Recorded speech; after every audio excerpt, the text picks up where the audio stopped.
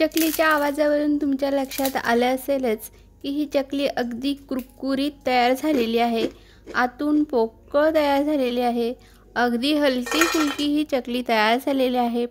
नमस्कार, आज आपण चकलीची 1 किलोची अचूक भाजणी कशी बनवायची व त्यापासून मस्त खमंग कुरकुरीत चकली कशी बनवायची ते पाहतोय। एवढ्या प्रमाणामध्ये 70 ते 75 चकल्या तयार होतात। आपण इथं एका वेगळ्या पद्धतीने पीठ भिजवलेलं आहे, त्यामुळे ही चकली पाडताना अजिबात चकली तुटत नाही, चकली अजिबात तेल पीत नाही, चकल्या अजिबात तेलकट होत नाहीत। त्यासाठी इथं मी बऱ्याचशा टिप्स दिलेल्या आहेत, त्यामुळे व्हिडिओ स्किप न करता लक्षपूर्वक संपूर्ण पहा, म्हणजे तुमची चकली अजिबात फसणार नाही। रेसिपीला सुरुवात करूयात। तर भाजणी बनवण्यासाठी इथं मी अर्धा किलो रेशनिंगचा तांदूळ घेतलेला आहे। भाजणीसाठी शक्यतो ज्या तांदळाचा भात सुटसुटीत होतो असा घ्यावा। मेजरिंग कपाने हा मोजून पाहिला तर 2.5 कप इतके तांदूळ आहेत। त्याच कपाने ही मी 1.25 कप चणा डाळ घेतली आहे, वजनी ही 200 ग्राम आहे। अर्धा कप मूग डाळ घ्यायची, वजनी ही 100 ग्राम आहे आणि 1/2 कप उडीद डाळ घ्यायची आणि वजनी ही बरोबर 50 ग्राम आहे। याचबरोबर अजून कोणते कोणते साहित्य लागेल ते मी व्हिडिओमध्ये नंतर सांगेनच, शिवाय संपूर्ण साहित्याचं प्रमाण खाली डिस्क्रिप्शनमध्ये दिलेलं आहे, तिथे जाऊन सुद्धा तुम्ही चेक करू शकताय। आता सर्वप्रथम आपल्याला हे सर्व धान्य धुवून घ्यायचे आहे। तर इथं मी प्रथम तांदूळ काढून घेतलेला आहे। तांदूळ आपल्याला 2 ते 3 पाण्याने स्वच्छ धुवून घ्यायचं आहे, नंतर एखाद्या चाळणीवर निथळून घ्यायचा। तांदळातील पाणी निथळले की मग याला एखाद्या कॉटनच्या कपड्यावर चांगलं पातळ असं पसरवून घ्यायचं। आता आपण चण्याची डाळ धुवून घेऊयात। तर चण्याची डाळ सुद्धा 1 ते 2 पाण्याने चांगली स्वच्छ धुवून घ्यायची। धुतलेली डाळ एखाद्या चाळणीवर ठेवून त्यातील पाणी निथळवून घ्यायचं। पाणी निथळल्यानंतर त्याच कपड्यावर इथं मी चण्याची डाळ सुद्धा पसरवून घेतलेली आहे। आता आपण मुगाची डाळ धुवून घेऊयात। ही सुद्धा डाळ 1-2 पाण्याने धुवून नंतर चाळणीवर ठेवून पाणी निथळवून घ्यायचं। नंतर ही डाळ सुद्धा एखाद्या कपड्यावर आपण पसरवून घ्यायची। याच्यानंतर आपण उडदाची डाळ सुद्धा स्वच्छ पाण्याने धुवून घ्यायची आहे। ही डाळ धुतल्यानंतर सुद्धा एखाद्या चाळणीवर ठेवून याच्यातील पाणी निथळवून घ्यायचं आणि नंतर मग ही कपड्यावर चांगली सुकत ठेवायची। आता ही डाळ आपण रात्रभरासाठी अशीच ठेवायची, पंख्याखाली वगैरे ठेवायची आवश्यकता नसते। रात्रभर ठेवली तर अगदी व्यवस्थित सुकली जाते। ही पहा, ही डाळ मी रात्रभरासाठी सुकवून घेतलेली आहे। तर अगदी व्यवस्थित ही डाळ सुकलेली आहे। आता आपण भाजणी कशी बनवायची ते पाहूयात। तर भाजणी बनवताना कधीही एखादी जाड बुडाची कढई घ्यायची, म्हणजे भाजणी करपली जात नाही। आणि भाजणी भाजताना असा सिक्वेन्स ठेवायचा की हलकं जे धान्य असतं ते प्रथम भाजायचं, म्हणजे ते अगदी व्यवस्थित भाजलं जातं। जाड धान्य भाजेपर्यंत कढई चांगली तापलेली असते आणि व्यवस्थित सर्व भाजणी भाजली जाते। तर प्रथम इथं मी जिरे घेतलेले आहेत आणि हे जिरे बरोबर 10 ग्रॅम आहेत। पोहे खायच्या चमच्याने 2 चमचे हे जिरे घेतलेले आहेत। जिरे चांगले खरपूस भाजून घ्यायचे, मंद गॅसवर जिरे भाजायचे। जिरे भाजून झाले की याला एखाद्या प्लेटवरती काढून घेऊयात। आता इथं मी 10 ग्रॅमच धने घेतलेले आहेत आणि पोहे खायच्या चमच्याने हे बरोबर 4 चमचे धने आहेत। याला सुद्धा मंद गॅसवर चांगला सुगंध सुटेपर्यंत भाजून घ्यायचे। धणे भाजून झाले की याला सुद्धा एखाद्या प्लेटवर काढून घेऊयात। आता आपण इथं पोहे भाजून घेऊयात। तर हे 1 कप पोहे आहेत आणि वजनी हे बरोबर 50 ग्रॅम पोहे आहेत। पोहे आपल्याला सतत हलवत क्रिस्पी होईपर्यंत भाजून घ्यायचे आहेत। पोहे चांगले भाजून झाले की याला सुद्धा आपण एखाद्या प्लेटवरती काढून घेऊयात। आता इथे आपण उडदाची डाळ भाजून घेऊया। उडदाची डाळ थोडीच आहे, त्यामुळे पटकन भाजली जाते। 3 ते 4 मिनटं मंद गॅसवर उडदाची डाळ भाजून घ्यायची। हे बघा, हलकासा उडदाच्या डाळीचा रंग बदललेला आहे। आता आपण याला एका प्लेटवर काढून घेऊयात आणि आता आपण इथं साबुदाणा भाजून घेऊया। वजनी हा साबुदाणा बरोबर 50 ग्राम आहे आणि कपाने मोजला तर 1/2 कप साबुदाणा आहे। साबुदाणा सुद्धा आपल्याला हलका फुलका होईपर्यंत भाजून घ्यायचा आहे, याचा रंग बदलवायचा नाही।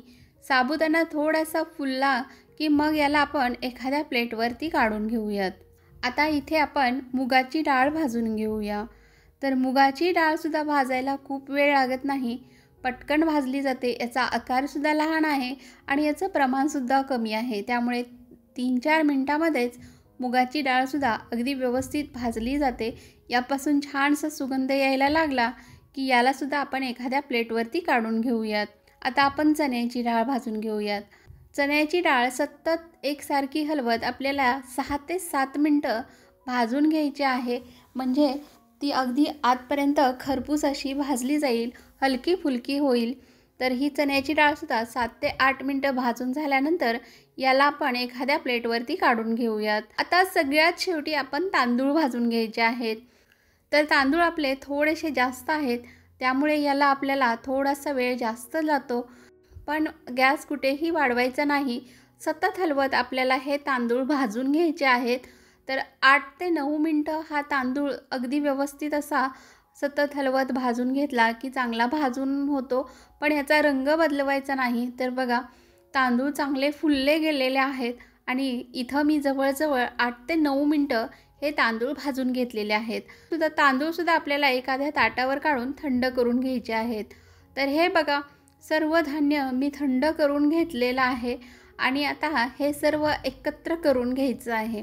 तुम्हाला हवा असेल तर तुम्ही इथं हे मिक्सरवरून सुद्धा दळून घेऊ शकताय किंवा घरघंटीतून हे अगदी बारीक असं दळून घ्यायचं आहे. शक्यतो भाजणी दळणावरच हे दळून आणलं तर मग चकली फसण्याचा प्रश्नच येत नाही. तर ही पहा, मी भाजणी ही घरघंटीवरून अगदी बारीक अशी दळून आणलेली आहे. तर आता आपण चकली बनवूयात. तर त्यासाठी इथं मी 2 कप इतकं भाजणीचं पीठ घेतलेलं आहे. आता यामध्ये मसाले कसे वापरायचे ते सांगते. तर इथं मी हा पोहे खायचा 1 चमचा जो असतो तो ओवा घेतलेला आहे आणि तो आपल्याला हाताने चुरून घालायचा आहे. 2 चमचे इथं मी पांढरे तीळ घेतलेले आहेत. पोहे खायच्या चमच्यानेच मी संपूर्ण मेजरमेंट घेतलेलं आहे. पाव चमचा हिंग, 1.5 चमचा लाल तिखट घेतलेला आहे. अगदी परफेक्ट प्रमाणामध्ये हे लाल तिखट आहे. तुम्हाला जर हवं असेल तर किंचित कमी जास्त करू शकताय. पाऊण चमचा हे मीठ आहे आणि पाव चमचा इतकीच आपल्याला हळद घालायची आहे. हळद जास्त वापरायची नाही, म्हणजे रंग छान येतो. आता हे सर्व मसाले हाताने चांगले व्यवस्थित पिठाला चोळून घ्यायचे. सर्व बाजूनी मसाले चांगले लागले पाहिजे आहेत. हे सर्व चांगलं एकजीव झालं की मग आता आपल्याला याला बाजूला ठेवायचं आहे. तर आपण आज वेगळ्या पद्धतीने पीठ भिजवणार आहोत. तर त्यासाठी आपल्याला पाणी गरम करायचं आहे. तर इथं या भांड्यामध्ये मी 2 कप इतकं पाणी घेतलेलं आहे. 2 कप भाजणीचं पीठ घेतलेलं आहे, त्यासाठी 2 कप पाणी घेतले आणि आता हे पाणी आपल्याला चांगलं गरम करून घ्यायचं आहे. आता आपण तेलाचं मोहन घालणार आहोत. तर त्यासाठी पोहे खायचे बरोबर 4 चमचे इतकंच आपल्याला तेल घालायचं आहे. जास्त तेलाचा वापर करायचा नाही किंवा यापेक्षा कमी तेलाचा सुद्धा वापर करायचा नाही. आता हे तेलसुद्धा आपल्याला चांगलं कडकडीत गरम करून घ्यायचं आहे. आता हे कडकडीत गरम केलेलं तेल आपल्याला या पिठामध्ये घालायचं आहे आणि तेल खूप गरम असल्यामुळे हे आपल्याला चमच्याने चांगलं मिक्स करून घ्यायचं आहे. तेल थोडंसं थंड झालं की मग आपण हे तेल संपूर्ण पिठाला चांगलं चोळून चोळून लावून घेणार आहोत. दोन्ही हाताच्या साहाय्याने हे चांगलं आपल्याला पिठाला चोळून मोहन लावून घ्यायचं आहे. सर्व बाजूनी हे मोहन पिठाला अगदी व्यवस्थित लागलं गेलं पाहिजे आहे. तर हे बघा, अशी मूठ बांधून बघितली तर पिठाची चांगली अशा गोळा तयार होतो. याचा अर्थ आपलं मोहन अगदी व्यवस्थित सर्व बाजूनी पिठाला लागलेलं आहे आणि मोहनसुद्धा अगदी परफेक्ट यामध्ये बसलेलं आहे. तर आता इथं आपण हे गरम पाणी करून घेतलेलं आहे. याच्यातील थोडंसं पाणी आपल्याला या पिठामध्ये घालायचं आहे. थोडं पाणी घातल्यानंतर याला एखाद्या चमच्याने चांगलं मिक्स करून घ्यायचं. थोडंसं पाणी मला अजून कमी वाटते म्हणून मी अजून थोडंसं पाणी घालते. पाणी एकाच वेळेला संपूर्ण घालायचं नाही. तर थोडंसंच पाणी आपल्याला वापरायचं आहे. थोडंसं भांड्यामध्ये पाणी राहिलेलं आहे, म्हणजे जवळजवळ 1.25 कप इतकं पाणी या पिठामध्ये लागलेलं आहे. आणि हे सर्व बाजूनी पीठ थोडंसं मिक्स करून असं दाबून घ्यायचं. पीठ खूप गरम आहे, त्यामुळे हाताला चटके लागत आहेत. तर आता हे पीठ चांगलं असं दाबून झालं की याच्यात ताट पालतं घालायचं आणि याला एक 15 ते 20 मिनिटांसाठी वाफ काढून घ्यायची. तर हे बघा, पीठ आपलं चांगलं वाफवलेलं आहे. या ताटाला पहा, खूप असा पाणी सुटलेलं आहे आणि पीठ आता बघा अगदी थोडंसं कोमट झालेलं आहे. खूप थंडसुद्धा हे पीठ झालेलं नाही. आता आपण हे मळून घ्यायचं आहे. तर आपल्याला लागलं तर आपण जे पाणी थोडं शिल्लक आहे त्याच्यातीलच थोडं पाणी घ्यायचं किंवा थंड पाणी थोडं घेतलं तरी चालतं. पण जेवढं आपण पाणी वापरलं होतं तेवढ्यामध्येच माझं हे पीठ मळून झालेलं होतं. तर घट्टसर आपल्याला हे पीठ मळून घ्यायचं आहे. त्यामुळे आपण जसं भाकरीला मळतो ना, त्यापेक्षा हलकंसं घट्टसर आपल्याला हे पीठ मळून घ्यायचं आहे. आणि हे बघा, पिठामध्ये जर असं आपण बोट रोवून बघितलं आणि कुठेही याला क्रॅक्स वगैरे गेले नाहीत तर समजायचं हे पीठ आपलं अगदी व्यवस्थित असं मळून झालेलं आहे. आणि हे बघा, एवढं आपलं हे पाणीसुद्धा शिल्लक राहिलेलं आहे, म्हणजे 2 कपसुद्धा याच्यामध्ये पाणी लागलेलं नाही. 1.25 कप इतकंच पाणी आपल्याला हे पीठ मळण्यासाठी गेलेलं आहे. आता आपण लगेचच याच्या चकल्या बनवून घेऊयात. तर थोडंसं पीठ बाजूला काढून घ्यायचं आणि पुन्हा 1 मिनटं चांगलं मळून घ्यायचं. तुम्हाला मी जवळून दाखवते बघा, असं बोट रोवून बघायचं आणि याला कुठेही क्रॅक्स गेले नाहीत की समजायचं हे पीठ आपलं अगदी व्यवस्थित असं मळलं गेलेलं आहे. आता इथं सोऱ्यामध्ये मी तेल लावून घेतलेलं आहे आणि चकलीची चकतीसुद्धा घातलेली आहे. याच्यामध्ये हे पीठ घट्ट असं प्रेस करून घ्यायचं. याच्यामध्ये कुठेही एअर राहिले नाही पाहिजे, म्हणजे चकली तुटली जात नाही. आता इथे मी एकसारख्या स्टीलच्या प्लेटा घेतलेल्या आहेत. याला थोडंसं तेल लावून घेतलेलं आहे, म्हणजे चकली अगदी व्यवस्थित निघली जाईल. आता याच्यावर आपण चकली घालूयात. तर बघा, पहिला वेढा असा गोल करून घ्यायचा, म्हणजे चकल्या अगदी गोल गरगरीत अशा तयार होतात. सुंदर असे काटे येत आहेत. चकली पाडताना बघा अजिबात कुठेही तुटली वगैरे जात नाही. अगदी मस्त अशी चकली तयार होत आहे. तर आपण ज्या पद्धतीने ही उकड काढून घेतलेली आहे त्या पद्धतीने जर उकड काढून घेतली तर चकली तेलामध्ये विरघळत नाही, चकल्या तेलकट होत नाही, काही दिवसांनी याला तेलसुद्धा सुटत नाही. या पद्धतीने एकदा अवश्य ट्राय करून बघा. तर पाहू शकताय अजिबात चकल्या कुठेही तुटत नाही आहेत. खूप छान अशा काटेरी चकल्या तयार झालेल्या आहेत. एका वेळेला खूप साऱ्या चकल्या तयार करून ठेवायच्या नाहीत. 4-5 चकल्या तयार करून नंतर आपण तळून घेणार आहोत. तर पाहू शकताय मस्त अशा काटेरी चकल्या तयार झालेल्या आहेत. आता आपण या तळून घेऊयात. तर तळताना सर्वात महत्त्वाचं तेलाचं टेम्परेचर असते. तेल मीडियम गरम असावं, तेल खूप गरम नसावं, तेल खूप थंडही नसावं. तेल खूप गरम असलं तर चकलीचा पटकन रंग बदलतो, पण आतून ती कच्चीच असते. खूप थंड असेल तर चकली तेलामध्ये विरघळते.